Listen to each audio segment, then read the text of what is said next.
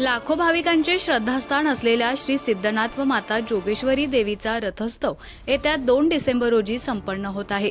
यानिमित्त म्हसवड शहरात भरणाऱ्या यात्रेची लगबग सुरू झाली आहे। माण नदीलगत यात्रा पटांगणात यात्रेकरू व्यापाऱ्यांनी मोठ्या उत्साहात दुकाने थाटण्यास सुरुवात केली आहे। विशेषतः भाविकांसाठी प्रसाद म्हणून मेवा मिठाईच्या दुकानात पेढे, जिलेबी, मेवा फुटाणे व इतर खाद्यपदार्थ करण्याची लगबग सुरू झाली आहे। लहान मुलांच्या मनोरंजनासाठी उंच पाळणे तसेच निरनिराळी खेळणी उभारण्यासाठी कामगारांचे हात झटत आहेत। याशिवाय महिलांसाठी शृंगारिक साहित्यांची दुकाने उभारण्याचं काम सुरू आहे। यात्रेनिमित्त संपूर्ण यात्रा मैदानात गजबज सुरू झाली आहे।